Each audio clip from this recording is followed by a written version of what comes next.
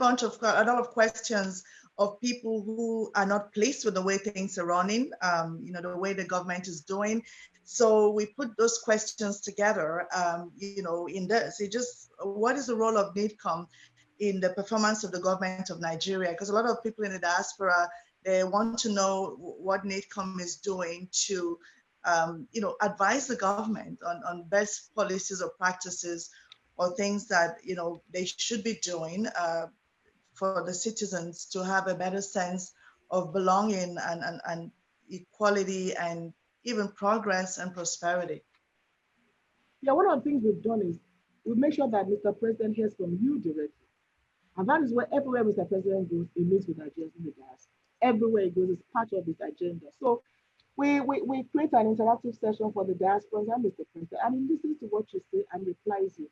So what NIDCOM is doing is let NIDCOM itself do its job first. If every agency, every organization, every state, every local government, let's play our own bit. If we all do our little bit, we'll build a better country. It's not about government alone, it's about every one of us as leaders in our own right. So we will pass your views to government. We will let them know what you're saying, like, public opinion. This is what Nigerians in the diaspora. But the key thing is, how do we even make Nigerians in the diaspora be part of the program and progress of their own country? How do we involve you in the policy of government? That's what we are doing. So that will be our own role with government. And whatever you say, we pass it through the right channels. I hope that answers your question. Yes. Yeah. Okay. Just building there from, I think these are part of the things that this connection that we need to build between the diaspora and NIDCOM and building towards a greater future. The questions kept coming up and we added this aspect of it. How can Nigerians in diaspora communicate and be, constructively present ideas and suggestions to NIDCOM so we can get quick and positive responses? Already, that's what we do every day. We receive your ideas every day, and we're implementing them every day. However, if as an organization, as an association, you're most welcome with your ideas. That's what we do every day, and we have various departments dealing with your ideas.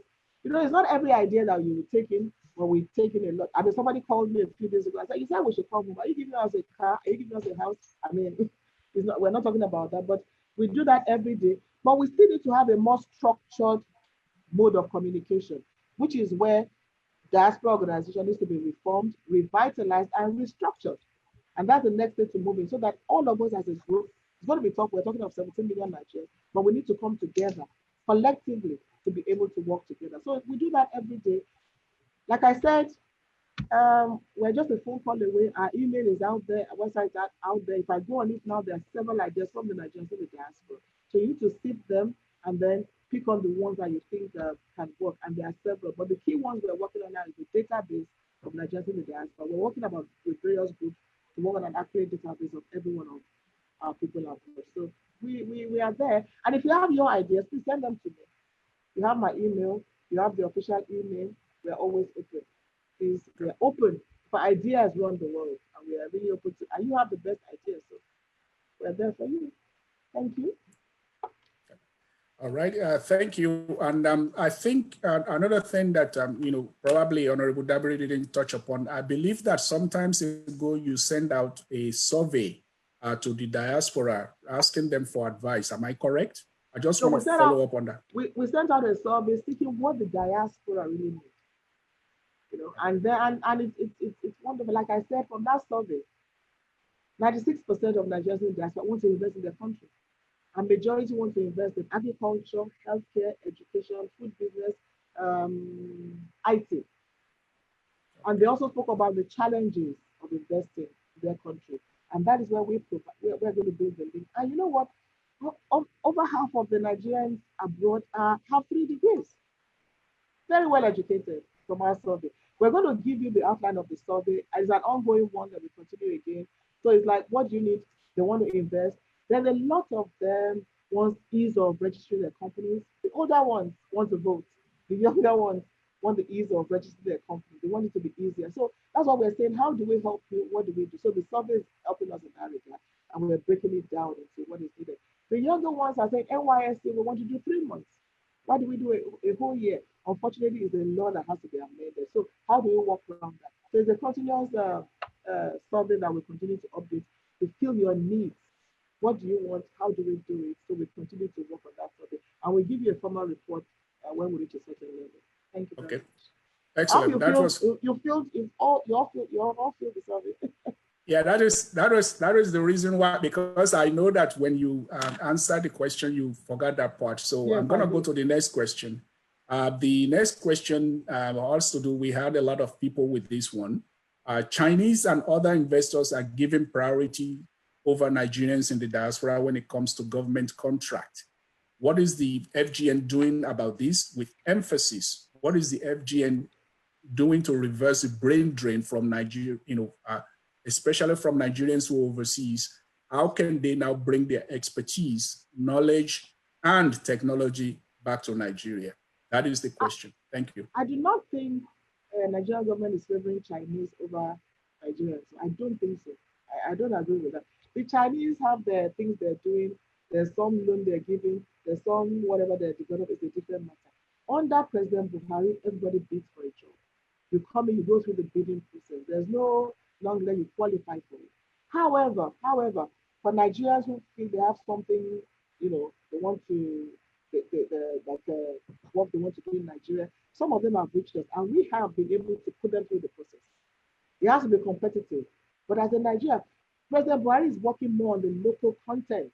Nigerians in diaspora make use of that, where we're saying that majority of Nigerians should be considered first before any other person. How many of you have come to make use of that opportunity? Come to NIDCOM. Come to us. We'll put you through. But however, it's not favoritism, it's not qualism. You have to qualify. You have to qualify and you have to go through the process. But as a Nigerian, you deserve to be given the priority. There are some that you say, oh, maybe you're building the road. The Chinese have brought the money for the road. That's why they're doing it. So I don't think it's right, but it's a bidding process, it's competitive. If there are ways, just link up. That's why you have us. Use us. Come to us. Tell us what you want to do. We're talking to about 5 different groups now who are trying to invest in various. And you know the beauty again, we have focal process on diaspora in 26 states of Nigeria. There's a Nigerian talking about mining in those states. There's another talking to them in Ekiti. There's some talking to them in some other states. So what we do is link you with the various states. When you want to invest, it's not Buhari, but it's the states. So we will link you, but come with serious ideas and suggestions. Some are wanting to build hospitals, healthcare, so we are working on that. Like I said, some are into agriculture. Mr. Godson, the first Nigerian, only Black, first person to be elected in Poland, is here in Nigeria. He's into ranching in Abia State. He has one of the biggest ranches. He could have been in Poland. He's here doing ranching. I can go on and on. One of the guys who owns a restaurant in one of these South Asian countries is back home. He started up a restaurant business. Professor Bang Boye, one of the doctors we are working with, left South Africa to put up a hospital in Nigeria. So people are beginning to do it. We continue to let it go. But if you have any challenges, come to NIDCOM. We're there strictly for the diaspora. So if you have anybody in particular that has something, just send us an email. We work with you directly. We have various departments that handle various issues. So it's not a problem at all.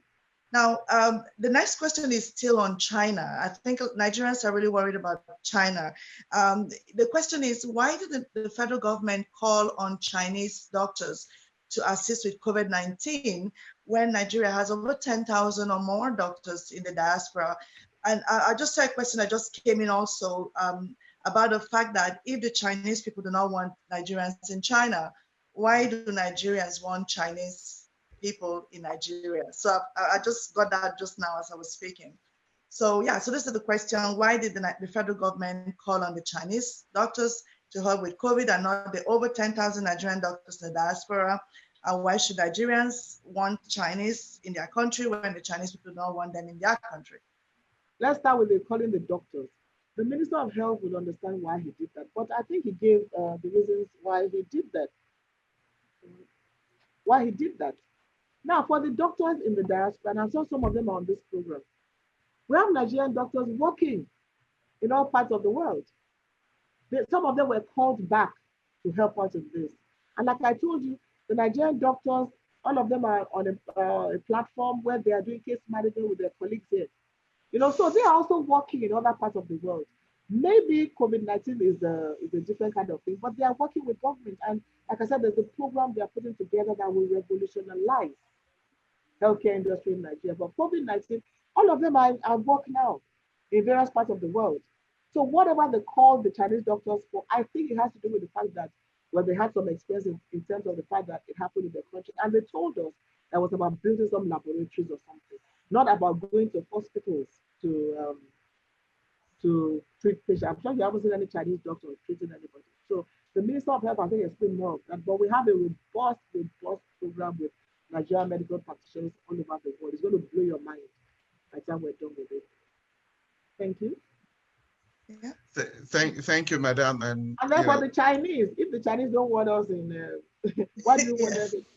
The parliament actually passed a resolution that there are illegal Chinese migrants in Nigeria. Go and look for them. Not all of them have the documentation. But however, I think that the world should not be a hostile world at this point in time.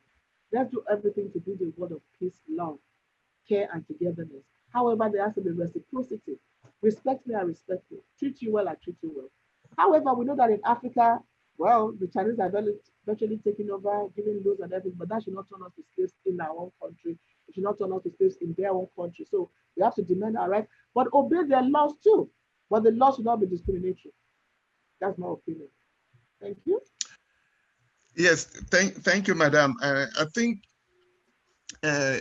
all of us know that one of the biggest challenges Nigeria has today is power supply. And of course, there's new technology and the new things that are happening. So one of the questions we have, aside from just power generation, is how can the diaspora contribute in providing solar power and maybe other alternative energies to Nigeria? Because if we do not have power in Nigeria consistently, you can imagine we will not make progress. So the focus is how can diaspora contribute in providing solar power and alternate energy to Nigeria? I think I'll put the question right back at you now. Why is the Nigerian diaspora not contributing to solar power? Why? Is anybody stopping anybody? It's a free market. People are coming. The Chinese are coming. The Indians are coming. Why not the Nigerians in the diaspora? I met some guy who told me about America, blah, blah, blah, but we saw nothing. So nobody is stopping the Nigerian diaspora. Come with your ideas, come with your suggestions. We are there for you. In fact, the Minister of Power, former Governor Fashola, at the last Diaspora Investment Summit, actually threw the door open for Nigerians in the diaspora. He also has a department there. So the question is, why are you not coming? Nobody is stopping. It's a free market. It's open to everybody. Gone are the days where government was controlling that sector. Don't forget, it's been opened up. So Nigerians, we're waiting for you. Nigerians in the diaspora with expertise in that field. It's an open market. It's open to you, and we want you to be part of it. So for those of you in that regard, we're waiting for you, actually. Again, NIDCOM is there for you. Okay. All right. This is my turn. I think somebody just flashed a question as a follow-up to what you just said. The person said it is the government's role to make a plan and say this is the roadmap where we are going to go in the alternative energy sector, and then the diaspora can now come in. That is what the person just said as a follow-up to your question before I get to the next question. Thank you. Yeah, but there is a roadmap. What I will do is engage with now it was Governor Fashola because the new minister, but there is a roadmap. So maybe let me just get the roadmap and share it with you. Okay. You know, so what I'm saying is we had also diversified alternate power, solar, not my field, I don't understand, but I want to inspire electricity. So there is a roadmap. Okay. So what NIDCOM will do, we share the roadmap with you. But if there are specific people, send us an email. If there are specific requests, send us an email. I mean, you have the email. You can even send to my personal email, Dabiri@SaharaTV. We will answer all these questions. There is a roadmap we shared with you. Look through the Nigeria Economic Recovery Growth Plan. Everything is. And then one thing we're also coming up with is the regular areas you can invest. We're coming up with an investment guide for the diaspora, where you can look at areas you can invest. So that guide should come up very, very soon. We will share with everyone of you. So that makes it easier to say, okay, you can go here and there. So we're working on that document. We'll share it with